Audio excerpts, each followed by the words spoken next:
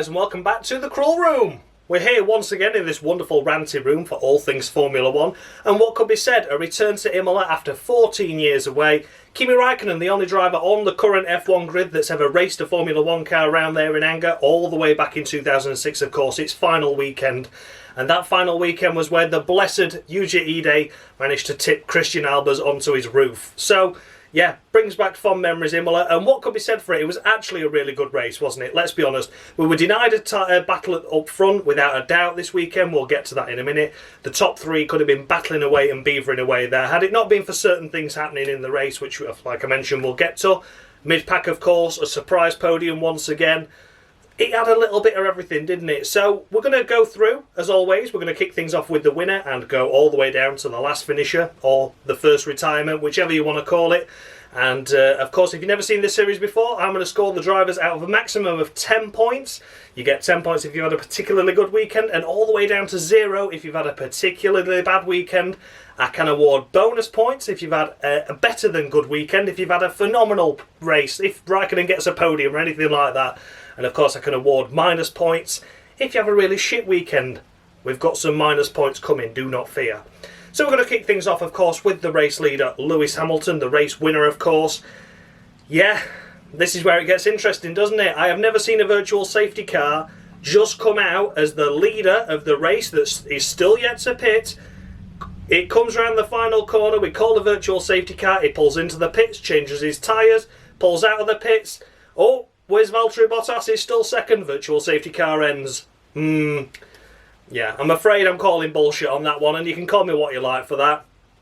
Hamilton was gifted the win this weekend, courtesy of Mercedes and courtesy of the FIA. The pair of them going hammer and tongs to ensure that it was Hamilton that crossed the line first. You can call me bitter, you can call me twisted, you can even call me racist, because I had that last weekend as well. And I don't care. I don't care. That was utter bullshit. That penalty, the virtual safety car. Esteban Ocon had been out for 2 laps, I think, or at least a lap. And virtual safety car wasn't called until that last corner. I just knew it was coming. I just knew it was coming. I was in a group chat and I said to everyone, you watch, Mercedes will make sure that Hamilton wins this. And they did. So congratulations to Mercedes. They got the driver that they wanted to win though. So fair play to them. And they netted themselves another 1-2. So overall, you know, I'm not denying them. That's how they want it. That's how it happens. If you're a Hamilton fan and you think that's a worthy win, you can have it. It's absolutely fine. You know, it doesn't affect my life. It just affected me because it annoyed me. Because we potentially had a battle up front, the top 3 places. We could have potentially seen a Verstappen win because he was ahead of Hamilton prior to the pits, and then he got ahead of Bottas in the later stages, but Hamilton was already 6-7 seconds clear prior to the safety car thanks to that virtual safety car. So we were denied a race win. We were denied a battle for the race win, I should say. But, you know, that's fine. Absolutely fine. So for Lewis Hamilton, I am going to award him 5 points this weekend. He didn't get his shit together in qualifying. He didn't have the ability to acknowledge Bottas on doing a good lap because he beat him. He just said it were a poor lap from himself. And then in the race, he had no signs of winning, did he? He was down in 3rd place prior to that virtual safety car period. And, yeah. There we go. It's just the middle of the road 5 for Hamilton, but he won. He won, so don't hate me. He won. Then, of course, we come to Valtteri Bottas, and to represent how Bottas's race went, it went something like this. Oh, get it up there. Go on. Oh, ready? Are you ready? Oh, that stings. Oh, dear me. Oh, bloody hell. Oh, God, he's run out of lube as well. Oh, that really hurts, that. And there you go. Mercedes and the FIA got the rolling pin out, didn't they? Absolutely shafted him. Shafted Bottas, you were. Shafted. So yeah, Bottas's race, he got pole, did a brilliant effort for that, brilliant job for that, well deserved, thoroughly deserved. In the race, he had a brilliant start, took a commanding lead. It was looking comfortable, you know, Verstappen behind, dirty air. Hamilton behind him, dirty air on Max. It didn't look like anything was going to happen. Pit stops came, he covered off Max, no problem. And then Mercedes elected they were going to keep Hamilton out a lot longer to ensure that Hamilton got the win. Then the FIA intervened, put the virtual safety car out just at the right time. You know, just at the right time. And then that was it. Bottas, this is the thing with the floor damage as well for Bottas. He picked that floor damage up on lap 2, but he was able to keep Verstappen and Hamilton behind for all of that first stint, and it was only then after he came out of the pits, it was almost as if he was trying to hold Verstappen up. It was almost as if the floor damage was a cue for hold Verstappen up. But I don't know, we can't confirm that. And Mercedes at the end of the race did share a Twitter picture of a broken bit of Ferrari that allegedly was on Bottas's car. So, yeah, perhaps Bottas did have damage, but I don't understand how it affected him so much more on the second stint when it didn't affect him at all on the first stint, and he allegedly picked it up so early in the race. I don't get it. But anyway, that's fine. Bygones are bygones. Whatever. So, Valtteri Bottas, this weekend, I'm going to score you 8 points, actually. I think it was a worthy effort by yourself. And just a shame the rolling pin had to come out once again, didn't it, to deny you of that victory, because it was yours this weekend, and you did everything possible to achieve it. But yeah, there you go. That's that, and that's Valtteri Bottas's favourite toy now. What should we call it? Buttshaft. Valtteri Buttshaft. There we go. Next up, of course, is Daniil Ricciardo. Another podium for the Renault team. Absolutely fantastic effort by Danny Ric. Qualifying P5, so best of the rest in theory. Gasly was mightily superior in that qualifying session, as he was in the practice as well. So no one was beating him to that P4 on the grid. That was an amazing effort by him. But yeah, Daniil Ricciardo, P5 on the grid. Got into P4 at the start of the race and was running around P4 pretty much all race. Max Verstappen then had his failure, didn't he, of course? And yeah, that was that. He was up into the podium positions after Perez, for some unknown reason, decided they were going to pit. Racing Point decided they were going to pit and go for the fresh tyre option. Had a difficult circuit to overtake because he'd played a blinder and all the cars that had pitted were held up behind Kevin Magnussen, who was late to pit. And yeah, so it looked like potentially Renault had lost out on the podium, but then for some reason they got it gifted back. And Daniil Ricciardo netted that P3 in the end. So fantastic effort by Daniil Ricciardo, and it's going to be none less than 10 points. It's short and sweet. I love it. I just love to see it. He did the shoey as well, of course, that he forgot to do last time, so bit of retribution in that respect. And a massive, massive well done to Daniil Ricciardo and the Renault team. Ricciardo, will he be regretting moving to McLaren as much as Sainz is regretting moving to Ferrari potentially? Because let's face it, you know, that Renault's looking strong now. That Renault is looking strong, so you never know.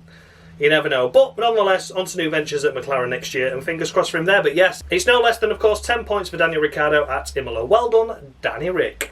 And then it's time for Daniil Kvyat, the AlphaTauri teammate to Pierre Gasly, of course. Pierre Gasly's race went wrong within the first few laps. Unfortunately, a terminal problem on the car and had to pit and retire, which is a great, great shame for him. But Daniil Kvyat, after qualifying P8, his first Q3 appearance since Mexico 2019, which I was stunned about, actually. I thought he got into Q3 some point this season before, but turned out he didn't. He did a solid job to just climb his way up the field. He did some impressive overtakes and some impressive attempts, even though they didn't quite fully come off. You know, he was really racing. He was punching that weekend. Really did a solid job. So into Q3 and then finishing P4 on the road. Fantastic. He was trying to get around Ricciardo at the end there, but just wasn't to be, unfortunately. But nonetheless, an impressive effort. So once again for Daniil Kvyat, I thought once Gasly was in the pits, I was like, oh no, AlphaTauri won't be picking up many points this weekend. And sure enough, a 12-point haul, courtesy of Daniil Kvyat. So well done to him, and it's going to be 10 points to him as well. Fantastic effort. Well done to Daniil Kvyat. And then it's time for Sha-la-la. That's right, it's Sha-la-la time once again. And yeah, what could be said for Charles Leclerc? Once again, another impressive qualifying performance and an impressive race again to finish P5 in a Ferrari that's a tub of lard. Most notably, though, I will just give him credit earlier on in the video as well as when we get to him, but Vettel had a fairly strong race as well, lasting a long time on those tyres. And yeah, he pitted around the same time as Raikkonen, and Raikkonen ended up in the points. So it could have been more points for Vettel this weekend, but wasn't to be courtesy of a pit stop issue. But I just want to, you know, state that Ferrari were looking a bit better this weekend as a team overall. The pair of them were looking strong. So fair play for that, really. But yeah, overall, Charles Leclerc, fantastic drive. And I'm going to award him 9 points. 9 points for Charles Leclerc. Shalala. And the only reason I'm not giving him a perfect 10 is just because he finished behind an AlphaTauri. I know, it's nitpicky, but when it's crucial in the constructors for those, because it's AlphaTauri and Ferrari battling for that P6, Kvyat made a good move around Charles Leclerc, and that meant there was a 2-point swing in AlphaTauri's favour as opposed to Ferrari's. So It could be crucial. I think it's a long shot that AlphaTauri will beat them, but it's just another 2 points nibbling away, isn't it? So that's the only reason he's not getting a perfect 10. But other than that, faultless drive. So well done, Sha. And then it's Sergio Perez. Yeah. That Racing Point once again snatched defeat from the jaws of victory there, didn't they? They had the track position. They pulled a masterclass off to keep him out as long as they did on those tyres at the start, because they could see that Kevin Magnussen was holding everyone else up. So a fantastic strategy there by Racing Point to do that, and it came out in a net P4, which then got elevated to P3 courtesy of Verstappen's failure. And then they pitted him. They pitted him on a circuit that's so hard to overtake. Track position was more crucial than fresh tyres, and it was proven because Ricciardo and Kvyat and Leclerc did not pit for tyres, and yet Sergio Perez did and couldn't find a way around. So such a shame for Sergio Perez there. That's twice now they've done that to him. And is there a little bit of element of bullshit there? I think there is. I think they're trying to make his results not look as impressive on paper. I mean, obviously if you watch the race you can see what happens, but people looking at the results thinking, oh, well, he only had a 6th or a 7th, and when he could have had 2 P3s this season so far, he could have had 2 podiums, and that would have outshone Stroll's 1, wouldn't it? I'm not saying, I'm calling bullshit because let's think about it. Racing Point's ran by Daddy Racing, as we all know, Daddy Stroll and his consortium of bellends. They don't really need the constructors' money that much, do they? Lawrence Stroll is a multi-billionaire. Do you know what I mean? A bit of prize money for an extra position won't matter to him that much overall. Yeah, it'll mean more to sponsors and whatever. I don't give a shit. Because in hindsight, he's looking after number 1, which is his son. His son's had quite a number of shit races now so far. He's had a chain of them, hasn't he? Some of them unlucky, but the last 2 races especially have been poor. So what do? We'll knock Perez's results down to make him not look as good as well. That's all I'm saying. That's all I'm thinking anyway. It's becoming a bit political, I've got to be honest. I think it is becoming political because they need to try and prove why they got rid of Perez, and they can't prove it. They can't prove it, can they? Every race that Perez has been in this season so far, he has scored points in. He could have had 2 podiums. He's been impressive, but they're getting rid of him. So yeah, I'm on the fence with that one, but I'm leaning more to the side of that is what's actually happening, because we saw it with Hulkenberg, didn't we, in Silverstone. He was ahead of Stroll and then they pitted him. So, I'm just going to leave you with those thoughts. But for Sergio Perez overall, not his fault at all. I'm going to award him 8 points.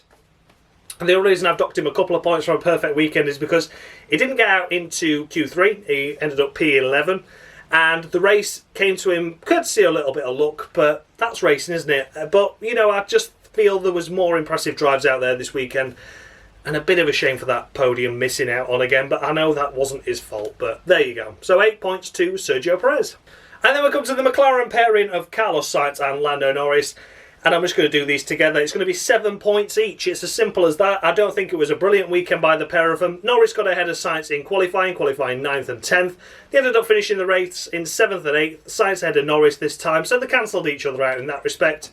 And the McLarens, apart from battling with each other at the early part of the race, were pretty much on their own, wasn't they? They tried mounting an attack on the safety car restart to try and gain a bit of forward ground, but it just wasn't to be. And the pace wasn't there this weekend for the McLarens, but they got the best result they could, I think. Out of that one, a 7th and 8th is certainly respectable and benefited, I'm afraid to say, from Verstappen and Gasly's retirements this weekend. Because without those, they'd have been down a couple more positions and only picking up a couple of points. Whereas this one, they gained 10 points, so it's a nice points all for an okay weekend for them. So yeah, 7 points for Carlos Sainz and 7 points for Lando Norris. And then it's time for another pairing. Another pairing once again. It's Kimi Raikkonen, P9, Antonio Giovinazzi in P10 with picking up 1 point. Fantastic effort. A double points finish for Alfa Romeo. And the car and the team have looked potentially like scoring the points for a couple of races now, haven't they? Considering how far off the pace they were at the start of the season. The benefits of, without a doubt, from retirements up front, which, it has to happen in sport to happen, but to pick up 3 points in a car that's not really worthy of scoring any, I think both drivers drove a masterclass strategic race. Kimi Raikkonen, of course, stopping out miles longer on those medium tyres and pitting for just the one time. And Giovinazzi electing to start on the soft tyres while everyone around him was on the mediums. He gained a lot of places, came through the field up to 14th, then pitted and benefited from the virtual safety car and safety car at the end of the race there to climb his way up through the field, electing not to pit. And again, not pitting was the best option for those pair. So well done to them too. And it's going to be a double point scoring again for the pair of them. It's going to be Kimi Raikkonen, 10 points, Antonio Giovinazzi, 10 points. Both of them drove really well from poor qualifyings, 18th and 20th respectively each. Raikkonen getting a lap time deleted, but they carved the way through the field and made up for that deficit.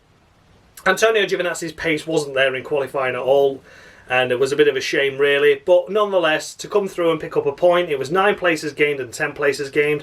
Strategy and driving ability played a big part in both of those scoring points this weekend, and that was thoroughly deserved. So it's 10 points to each Alfa Romeo driver. Well done. And then we come to just outside the points with Nicholas Latifi. Once again, another 11th place finish for the Williams team. That's 3 now. That's 2 for Latifi, 1 for George Russell. So yeah, what could be said about this weekend for Latifi? A lonely weekend really, benefiting heavily from the safety car period. Without that, it was down at the back. But nonetheless, you know, you create your own luck like I mentioned. But overall, not an impressive weekend once again. Qualifying was a bit lonely, but I will let him off with that just because of the fact that in practice he only did a few laps before a brake-by-wire failure on the car. So, you know, he couldn't get up to speed fully, but in the race overall, just okay. Nothing special once again by Nick Latifi. It was hurried by his teammate to go after the Alfa Romeos, but it wasn't to be. Otherwise, he could have picked up one crucial point for that team. But nonetheless, just the bridesmaids once again finishing outside of the points with P11. So for Nicholas Latifi, it's going to be 6 points. I know people might think that's a bit harsh, but overall his weekend wasn't impressive again. And he never really climbed the places he should have done. It was only because of the safety car period that he gained the places. And I know I've said for the Alfa Romeos they gained places because of it, but they had a cracking race on their own individual means to get into the points. But Latifi, yeah, 11th place was the best he could get. Alfa Romeo, similar car ahead, couldn't get around him in the dirty air, unfortunately. So yeah, just 6 points to Nicholas Latifi. Maybe a little bit harsh, but that's how it is. It's called the cruel room. And then we come to Sebastian Vettel. And as I mentioned briefly while I was discussing Charles Leclerc, a better weekend from Vettel, although he was down in 15th in qualifying, wasn't it? So not an impressive performance there. But in the race, he got through and stayed with Raikkonen for the duration. They stayed out on the mediums for so long that no doubt he'd have been ahead of both Alfa Romeos and probably challenging the McLarens as well. So then in theory, he wouldn't have been too far away from Leclerc. Overall this weekend, I've given Vettel a lot of stick. But overall, I think he did a solid enough job. He deserves credit for what he did this weekend. That slow pit stop that took nearly 15 seconds really just knocked him out of the points. So without that, we'd have seen him in the points, and he did drive a good race. So the pace wasn't there in terms of Leclerc's overall pace, but for Vettel, with the season he's had so far, that was a good race. So for that reason, it's going to be 7 points for Sebastian Vettel. I think that was a solid drive by him, all things considered. Then it's time for Lance Stroll, and a lot of people said to me last weekend I wasn't cruel enough, and I tend to agree looking back when I just scored him a middle-of-the-road 5 points. This weekend, though, I am going to get tough on him because he had a crap race, he had a crap weekend, crap qualifying as well, so he just overall it was shit. So, qualified in 15th place after having a lap time removed. So, yeah, then in the race he was scruffy, knocked his front wing off on the back of, I can't remember who it was, but he certainly clipped his wing on someone and almost caused the other car to have a puncture, so lucky in that respect. Had to pit for a wing and then was P nowhere forever and a day. There we go. That was that. Couldn't benefit from the safety car period, the virtual safety car period. He benefited from nothing. He was so far off the pace, unfortunately, and was just P nowhere. So there you go. So I was harsh on him. I wasn't harsh enough on him last weekend, but this weekend I certainly am. It's going to be minus 5 points to Lance Stroll. A poor weekend, 2 back-to-back poor weekends, all his own doing, unfortunately. So he deserved to be punished for that. So that's minus 5 points to Lance Stroll. And then we come to Romain Grosjean, of course, and what can be said for Romain Grosjean? A lonely race by the Haas drivers once again this weekend. Looking initially to have a good start, but then never benefited from anything coming his way. Any opportunities just went begging, sadly. There were no decent chance of points. There was nothing coming their way, and nothing happened, sadly. So, So for Romain Grosjean, it's just going to be 4 points, unfortunately. I don't think it was a brilliant weekend by him anyway.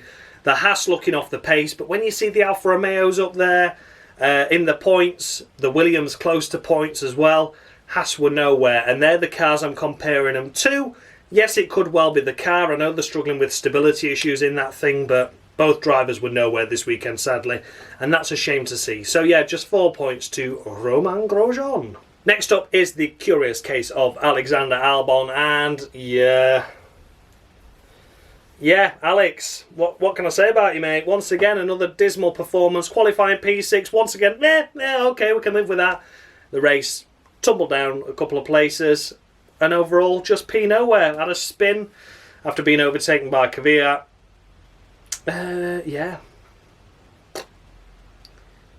Great shame is all I can say for that, really. Yeah, I just really no words, to be honest with you. Just no words at all. So, another poor weekend by Alex Albon. It's been coming for long enough, and people have been wanting me to do this for long enough, so I am finally now doing it, and it's going to be -5 for Alex Albon. Shame to see, shame to do, but well deserved in my opinion. I've given him enough chances now, and he was P nowhere once again. And yeah, even before that spin, only a few points he were going to pick up in a Red Bull that should be scoring a hell of a lot more. So there you go, -5 points to Alexander Albon. Next up is George Russell. Mama, just crashed me car. I was running in the points till I spun it in the wall. Mama, ooh. Can you hear the safety car? I've just gone and smashed it in the wall. So there you go. That was my own version of Bohemian Rhapsody there by Queen. What a shite race by George Russell. After once again missed a Saturday, no problems at all with that. And then in the race, it looked like it could just be on for points. Williams elected not to pit, so he stayed in the points as other cars pitted. And then he went and spun it and smashed it behind the safety car, didn't he? He did a Grosjean, effectively. He did a Grosjean. Yeah, that one hurt. That one really did hurt, that. After I saw that on Twitter, I was like, oh, God, that's gone wrong for George. Poor George. And yeah, very much dejected man. And yeah, I've been cruel to other drivers. I'm totally non-biased in this series. I love George to bits, but it's -5 points to George Russell. You can't award that points. I'm sorry. You can be Mr. Saturday all you want. You can be Mr. Consistency in the race. You can look like you're about to score points, but if you don't actually score the points that you should score because you crashed behind a safety car, it's going to be minus points. So -5 points to George Russell. And then it's time for Max Verstappen. And what could we say about Max? Almost perfect weekend by him. He was racing around with Hamilton, he got ahead of him. He was racing around with Bottas, he got ahead of him. And overall, a rear tyre failure or some kind of suspension failure led him to spin off into the gravel. So lucky not to pick up more damage to the car, to be honest. That gravel bed doing the trick. That's why we like gravel. And yeah, overall, he was out of the race and caused a safety car. Not his fault at all. Max Verstappen, short and sweet, it's going to be 9 points to Max Verstappen because that was a solid drive by him, without a doubt. Like I say, he was racing around with Hamilton, he was racing around with Bottas. This is what I mean about the fact we were denied a top 3 battle for the win. Because Hamilton was off out in the lead because of the virtual safety car bullshit. Verstappen had got the measure of Bottas, but still fighting. And what a shame. What a shame, because I think had we not had the virtual safety car, all those 3 cars would have been together battling for that lead. Maybe it won't have come off of Verstappen, but it would have added to the excitement towards the end of that race when Verstappen did have his failure, of course. So, yeah, great shame for that we were denied a race for the win there. And Max Verstappen fully deserving of 9 points. And there we go. That's it. 9 points to Max Verstappen. And then it's Kevin Magnussen. And what can I say for Kevin? What a shame is all I can say for him. He got spun at the first turn after making a brilliant start once again, like he always does. He makes impressive starts, doesn't he? He got spun on the early stage of the race at the hairpin, spun round by Vettel, sadly. And then in the race, it looked like he climbed his way up through the field nicely, not pitting while others did, of course. Made a great job, was making the best out of the tyres that he had left on the car. And then I think that spin might have caused some problems to the synchro of the gear selection, because you could see it was banging his head backwards and forwards like that. It was going up and down the gears, and inevitably had to retire from the race due to headache, nauseousness, and feeling overall a bit battered and bruised, sadly, due to that gear selection issue. So a massive shame for Kevin Magnussen to retire before the race had got that safety car period in. He might have got the adrenaline boost he needed to maybe carry on, because he could have got up there maybe. But overall, a fighting spirit, a fighting effort by Kevin Magnussen this weekend. Looked like it was going to be a disastrous of a weekend when he went round. Then it looked like he'd salvaged it somewhat, was climbing on the back of Stroll towards the end there.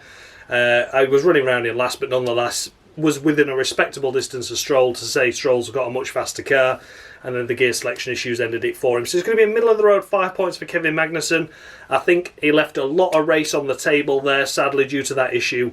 And I think overall he did a better job than Grosjean. I know it seems weird because Grosjean finished ahead and was always ahead, but looking at the race weekends overall, K-Mag managed to try and recover, or almost recover, something before that issue occurred. So unlucky to Kevin Magnussen, 5 points for him. And then it's time for Esteban Ocon, and a lonely race for him. Didn't really see much of him. He was the one that inevitably caused the virtual safety car. It looked like a clutch issue, something like that. So that was a shame. And again, difficult race to judge. Difficult race to judge, but he was in the shadow of his teammate once again this weekend. Ricciardo all the way up there in 5th, and Ocon failing to make it into Q3. So yeah, there's a big discrepancy there once again. In the race, it was just on the cusp of points, wasn't he? In and around the points area. And wasn't to be. Clutch issue. Would he have got points? Possibly. But we'll never know. So for that reason, it's going to be a middle of the road 5 points to Esteban Ocon as well. Was in the shadows of his teammate this weekend anyway. And maybe had he finished in and around the points, maybe only got as high as 7. But we're never going to fully understand that, so that's why it's a middle of the road 5 points to Ocon. And then the final person this weekend, and the first retirement 5 laps into the race, was Pierre Gasly. My heart bled after such an impressive performance in qualifying to net himself P4. He was driving around in P5 after losing out to Daniel Ricciardo, but that was it. It was looking like he was going to get past Hamilton, didn't he? But Hamilton squeezed him, and that's why he slipped behind Ricciardo. So a due effort there, a well done, a worthy effort by Pierre Gasly at the start, and we're never going to see what he's capable of. So for that reason, I'm going to award him 7 points. It's not going to be in the middle of the road 5 I normally do for a retirement, but that's because that qualifying lap was so impressive. So I'm giving him 7 points just for that qualifying lap, really. Criticise me all you want, call me biased if you like, I don't really care. But Gasly deserves a note for that. It was 7 points on the board because the first 5 laps he was maintaining his pace well, and in the qualifying, a P4 in an AlphaTauri.